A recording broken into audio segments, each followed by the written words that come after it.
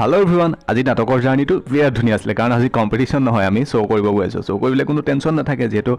competition হ'লে অলপ tension থাকে বিৰাট ফূৰ্তি কৰি গৈ আছোঁ আজি আমি গৈ আছোঁ মৰিয়নিৰ নীলগাঁও নামৰ এডোখৰ ঠাইলৈ তাত ৰাষ্ট্ৰীয় পৰ্যায়ত এখন মহোৎসৱ হৈ আছে তাত আমি সেই ভাওনা ভাষণ কৰিবলৈ গৈছোঁ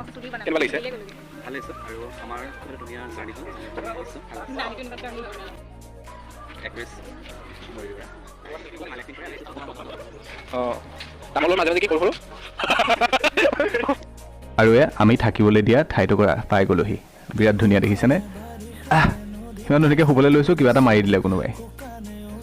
এইটো দেখিছে আমি থাকিবলৈ দিয়া ঠাইটুকুৰা আৰু সেই যে দেখিছে বাহিৰে সেইটো হ'ল ষ্টেজ অ'পেন ষ্টেজ আৰু মাজেদি এটা জুৰি পাৰ হৈ গৈছে আৰু ইফালে অডিয়েঞ্চ বহিব কিমান ধুনীয়া আৰু তাতে বুক ফেয়াৰ হৈ আছে যিহেতু অলপ বুক ফেয়াৰত সোমালোঁ বিৰাট ভাল লাগিল নাটক আৰম্ভ হ'ল নাটকৰ ভিডিঅ' নাছিল মই গতিকে ফটো কেইখনমান এড কৰি দিছোঁ ভিডিঅ'টোত চাব কেনেকুৱা লাগিলে জনাব দেই তাৰপিছত আমাৰ নাটক শেষ আজিলৈ বাই নেক্সট মিনি ব্লগত লগ পাই আছোঁ